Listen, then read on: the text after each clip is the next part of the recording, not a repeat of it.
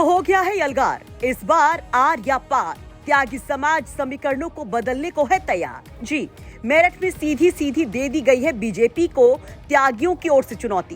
कह दिया गया है कि अब होगा बीजेपी का सूपड़ा साफ। मेरठ में त्यागियों ने बीजेपी को तगड़ा झटका देने के लिए महापंचायत बुलाई, जिसमें नोएडा कांड से चर्चा में आए श्रीकांत त्यागी भी पहुंचे। श्रीकांत त्यागी ने अपने अंदाज में बीजेपी को जो चेतावनी दी है वो बीजेपी के पसीने छुड़ाने वाली है। बीजेपी जब अस्तित्व में नहीं थी तो यही समाज बीजेपी को अस्तित्व में लाने का काम किया, और बूथ पर जब बीजेपी का कोई बस्ता पकड़ने वाला नहीं था तो यही समाज बीजेपी पर बूथ का संरक्षण करता था, बीजेपी का बूथ पर संरक्षण करता था। आज मेरठ जनपद को छोड़िए, पूरे उत्तर प्रदेश में 17 मेयर के टिकटों में एक भी टिकट त्यागी समाज में नहीं दिया गया, ना भूमियार समाज में दिया गया। दूसरा, उत्तर प्रदेश के अंदर तमाम 744 नगर पालिकाएं, नगर पंचायतें हैं, जिसके अंदर करीब करीब 744 पद है जिस पर लोग चुनाव लड़ रहे हैं। आज 90 सभासदों की सीट वाली मेरठ सीट पर हमारा एक भी त्यागी समाज का टिकट नहीं दिया बीजेपी ने। ये हमारे लिए स्पष्ट संदेश है कि बहुत हुई बीजेपी की अब सेवा, अब हम अपना रास्ता अलग चुन चुके हैं। हमारे त्यागी समाज के लोग एकत्रित हो गए। जबरन पुलिस ने आके, ये कोई सरकारी संपत्ति नहीं है, ये निजी संपत्ति है। निजी संपत्ति का 10,000 रुपया जो समाज के लोगों ने जो पर्ची कटवाने का होता वो जमा करने के बाद में यह प्रोग्राम किया। इस प्रोग्राम को रोकने के लिए, क्योंकि ये बिना बैनर का प्रोग्राम है, त्यागी समाज का प्रोग्राम था, कोई पॉलिटिकल प्रोग्राम नहीं था, इसको रोकने के लिए पुलिस का दुरुपयोग कर इसको सील कर दिया गया। ये त्यागी महापंचायत शास्त्री नगर की धर्मशाला में रखी गई थी, लेकिन त्यागी समाज का आरोप है कि प्रशासन के दबाव में धर्मशाला को बंद कर दिया गया और उनके लिए गेट नहीं खुला, जिसके बाद उन्होंने धर्मशाला के बाहर ही पंचायत लगा डाली।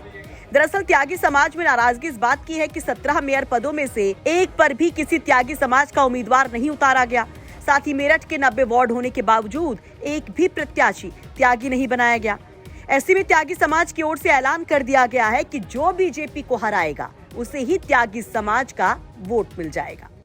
मेयर का चुनाव आज भाजपा यहां से हार गई है। बीजेपी को हराने वाला जो भी प्रत्याशी त्यागी समाज को थोड़ा मजबूत दिखाई देगा, उसको बीजेपी का खिलाफ हमारा समाज वोट करेगा।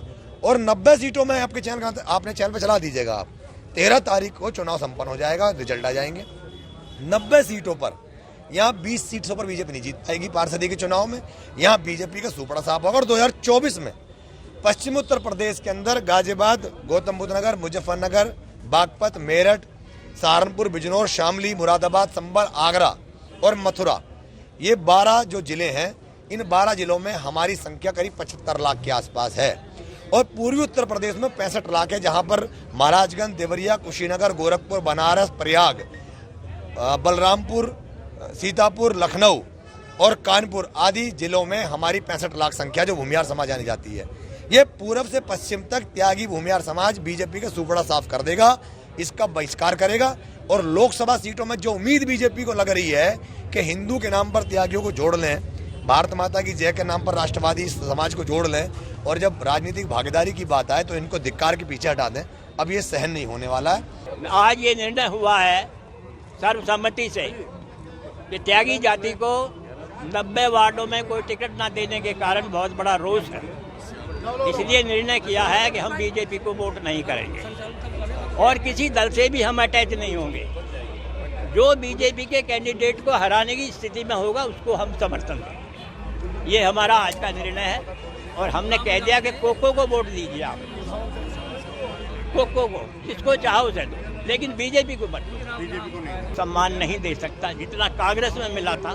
कई सांसद, कई एमएलए हुए थे, लेकिन बीजेपी में नहीं। आज केवल एक हमारा विधायक है और एक एमएलसी। आपको बता दें कि पिछले कुछ चुनाव से त्यागी वोटर बीजेपी का कोर वोटर बन गया था, लेकिन श्रीकांत त्यागी कांड के बाद से त्यागी समाज में बीजेपी के खिलाफ नाराजगी देखने को मिली, जिससे प्रतिनिधित्व के मुद्दे पर अब और बड़े आंदोलन में तब्दील करने की तैयारी है। अब देखना यह होगा कि त्यागी समाज किसे अपना वोट देता है बीजेपी का सूपड़ा साफ करने के लिए। क्या इसमें अखिलेश यादव को कोई फायदा हो सकता है? इस पे अपनी राय आप कमेंट बॉक्स में जरूर दीजिए। मेरठ से उस्मान चौधरी की रिपोर्ट, यूपी तक।